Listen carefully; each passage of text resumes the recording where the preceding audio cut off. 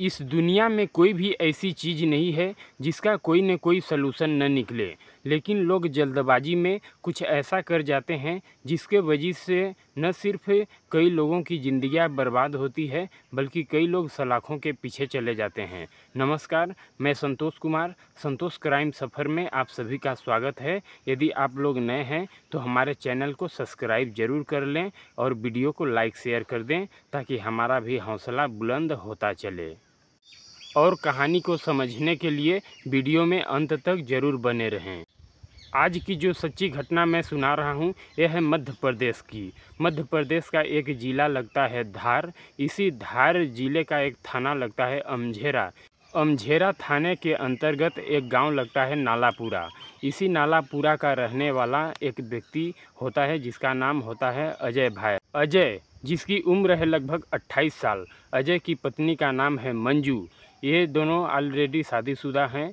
ये अजय का एक छोटा सा किराना अपना खुद का दुकान है, उसी से वो थोड़ा बहुत पैसा कमाता है और किसी प्रकार से अपने परिवार का गुजारा करता है। एक दिन वो दोनों खाना खा करके शाम को जब सोते हैं, इधर अगली सुबह जब मंजू की नींद खुलती है तो वो देखती है कि उसका पति अजय पंखे से लटक करके अपना प्राण त्याग दिया है। तो मंजू चीख चीख कर ज़ोर ज़ोर से चिल्लाने और रोने लगती है और उसकी आवाज़ सुन करके आसपास पड़ोस के लोग भी इकट्ठे हो जाते हैं और तत्काल वहां के नज़दीकी पुलिस को इसकी सूचना दी जाती है। तो पुलिस अपने टीम के साथ आती है और उसके डेड बॉडी को नीचे उतारती है। जब पुलिस डेड बॉडी को चेक करती है तो उसके शरीर पर कहीं भी चोट और घाव के निशान नहीं मिलते हैं। तो फिर पुलिस मंजू से पूछती है कि आखिर ये हुआ कैसे। तो पुलिस को मंजू बताती है कि सर, हम कुछ नहीं जानते हैं इसके बारे में, पर सुबह जब हमारी नींद खुली तो हम अपने पति को पंखे से लटके हुए देखे। फिर पुलिस मंजू से पूछताछ करती है कि आखिर ये ऐसा कदम क्यों उठाया। तो मंजू ने पुलिस को बताया कि सर, हमारे पति 2-4 दिन से परेशान थे, पर इसके बारे में हमने पूछा तो वो हमें कुछ नहीं बताए थे। फिर पुलिस उस डेड बॉडी को अपने कब्जे में लेकर के पोस्टमार्टम के लिए भेज देती है। इधर जैसे ही 2 दिन का समय और बीतता है तब तक उसके पोस्टमार्टम की रिपोर्ट आ जाती है। पोस्टमार्टम से ये पता चलता है कि ये आत्महत्या नहीं किया है बल्कि इसका किसी ने गला दबा करके हत्या कर दिया है। तो फिर पुलिस को कहीं न कहीं उसके पत्नी पर ही, मंजू पर ही शक चला जाता है, क्योंकि मंजू के अलावा वहाँ पर कोई नहीं था। इसलिए फिर पुलिस मंजू को अपने थाने पर बुलाती है और उसके साथ सख्ती से जब पुलिस पेश आती है तो पुलिस को पहले तो मंजू काफ़ी घुमाने की कोशिश करती है, पर पुलिस जब ज़्यादा दबाव देती है तो आखिरकार मंजू अपना जुर्म कबूल कर लेती है। जैसे ही मंजू इस घटना के बारे में पूरा बताती है तो इसको सुनकर हर कोई चौंक जाता है। दरअसल इस घटना की शुरुआत होती है शादी से पहले, जब अजय मंजू को शादी करके अपने घर लाता है। मंजू देखने में काफ़ी सुंदर और जवान होती है। जब शादी से पहले अजय अपने गांव में ही दूसरे के खेतों में खेतीबाड़ी का काम किया करता था। जब अजय की शादी हो जाती है मंजू के साथ तो अजय अपना खुद का एक किराना दुकान डाल लेता है और उसी से थोड़ा बहुत पैसा कमाता है। जब कुछ दिन बीत जाता है, घर में किसी प्रकार का परिवर्तन नहीं होता है। मंजू कहती है कि हम लोग इसी दुकान में क्यों न शराब बेचते हैं, जिससे थोड़ा बहुत और पैसा कमा लेते हैं। तो अजय इसके बारे में सहमत नहीं होता है। अजय कहता है मंजू से कि हम लोगों को पुलिस पकड़ लेगी। तो मंजू कहती है कि तुम पुलिस की चिंता मत करो, पुलिस को हम देख लेंगे। फिर किसी प्रकार से अजय को मंजू दबाव देती है तो अजय जाके गांव से शराब ले आता है, चोरी छुपके बेचने लगता है और उससे काफ़ी ज़्यादा और बढ़िया पैसा कमाने लगता है। अजय के गांव के ही बगल में एक और गांव लगता है राजेपुरा। उस राजेपुरा का रहने वाला मनोहर पटियाल, जिसका उम्र लगभग 35 साल है, वो अपने गांव का बहुत बड़ा ज़मींदार है। उसके पास बहुत ज़मीन भी है और वो नंबर 1 का नशेड़ी और दारूखोर है। इधर मनोहर को जैसे ही पता चलता है कि अजय अपने दुकान में शराब भी बेचता है तो वो शराब लेने के लिए अजय के दुकान में चला जाता है। जैसे ही वह अजय के दुकान में जाता है तो वो पहली नज़र में ही उसकी पत्नी मंजू को देखता है और उसे वो पसंद आ जाती है। इसी बहाने अब वो प्रतिदिन शराब लेने अजय के दुकान में जाता है और किसी न किसी बहाने से मंजू से बातचीत करने की कोशिश करता है। मंजू, जो कि देखने में काफ़ी सुंदर और स्मार्ट, मंजू को भी इस बात को समझने में देर नहीं लगी कि मनोहर हमसे प्यार करता है और मंजू को ये पता चला कि इसके पास बहुत सारे धन दौलत है तो लालच में आकर के मंजू भी उससे बातचीत करना शुरू कर देती है। और फिर एक दिन ऐसा समय आता है कि वो दोनों मंजू के घर में ही शारीरिक संबंध बना लेते हैं और मंजू अपने आप को मनोहर के हवाले कर देती है। अब इसी तरह से उन दोनों का प्रेम प्रसंग सिलसिला जारी हो जाता है और चलना शुरू हो जाता है। मंजू अपने घर में मनोहर को तभी बुलाती थी जब उसका पति अजय बाहर सामान खरीदारी करने के लिए चला जाता है। तभी मौका देख करके मंजू जो है मनोहर को अपने घर में बुला के शारीरिक सुख यानी संबंध बना लेती थी। और एक दिन मनोहर अपने दोस्त सामन को भी लेकर के मंजू के घर चला जाता है। सामन जो है मनोहर का काफ़ी नज़दीकी दोस्त था। जब सामन मनोहर को मंजू से बातचीत करना देखता है तो वो समझने में उसको देर नहीं लगती है।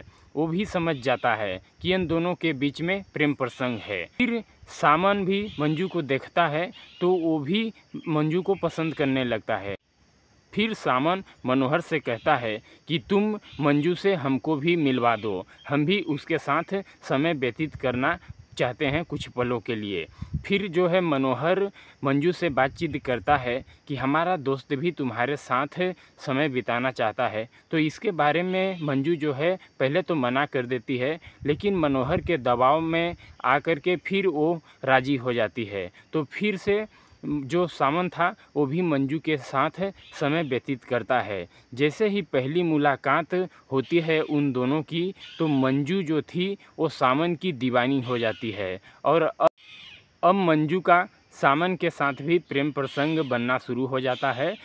इधर मनोहर से भी मंजू शारीरिक संबंध बनाती है और उधर सामन से भी बनाती है अलग अलग समय में। फिर एक दिन का समय आता है कि मंजू जो है दोनों के साथ एक ही साथ शारीरिक संबंध बनाती है और अब ऐसा समय आ गया कि अब वो दोनों के साथ लगातार शारीरिक संबंध और रिश्ता बनाना शुरू कर देती है और एक ही समय में। पहले तो वो अलग अलग समय में बनाती थी लेकिन अब वो साथ एक ही समय में बनाती है।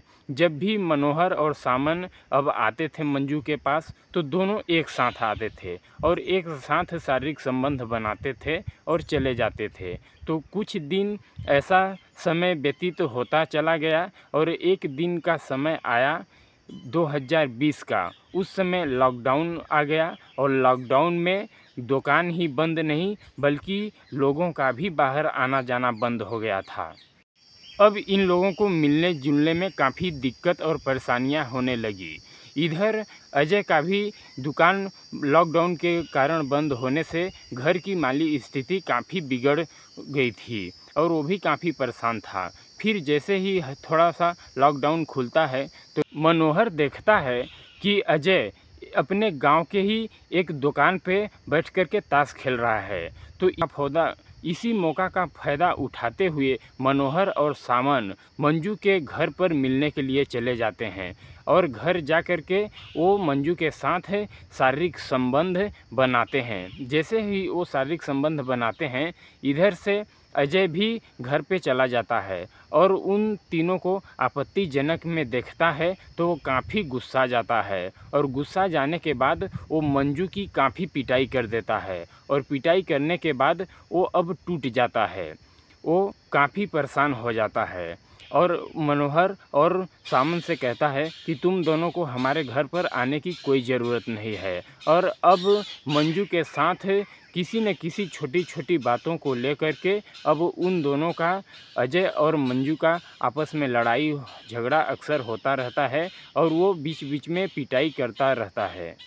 इधर कुछ दिनों का और समय बीतता है और मंजू और अजय का इसी तरह से लड़ाई झगड़ा अक्सर होता रहता था। तो अब मंजू भी अजय से काफ़ी परेशान थी।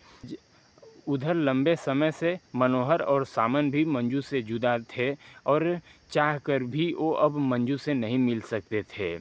तो एक दिन 25 अगस्त 2020 को अजय मंजू को किसी बात को लेकर के काफ़ी ज़्यादा पिटाई कर देता है। पिटाई करने के बाद अब मंजू भी काफ़ी परेशान थी, तो उसी रात वो मनोहर से फ़ोन लगा करके सारी बातें बता देती है और कहती है कि आओ आकर के मुझे बचा लो। तो इधर मनोहर अपने साथ सामन को भी साथ में ले लेता है और अजय के घर पहुंच जाता है। अजय के घर जाने के बाद कहता है कि तुम मंजू को मत पीटो, दरअसल गलती हम दोनों की थी, मंजू की चाह नहीं थी, हम दोनों ने मंजू के साथ ज़बरदस्ती किया था, तुम हमें माफ़ कर दो, मंजू को मत मारो।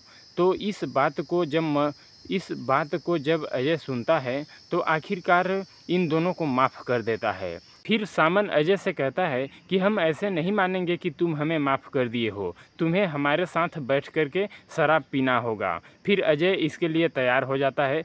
फिर मनोहर अजय के ही दुकान से शराब लेता है और तीनों बैठ कर के शराब पीने लगते हैं। शराब सबसे ज़्यादा मात्रा में अजय को ही पिलाते हैं, जिससे कि अजय काफ़ी ज़्यादा नशा में हो जाए और ज़्यादा शराब पीने के कारण अजय काफ़ी नशा में हो जाता है। इधर मंजू भी अपने पति अजय से काफ़ी परेशान थी। वो कहती है मनोहर से कि इसे हमेशा के लिए हमारे रास्ते से हटा दो। फिर सामन और मंजू तीनों मिल कर के अजय का गला दबा देते हैं और अजय का वहीं पर मौत हो जाता है। फिर से ये अपने आप को बचाने के लिए उसके गले में रस्सी फंसा करके पंखे में लटका देते हैं।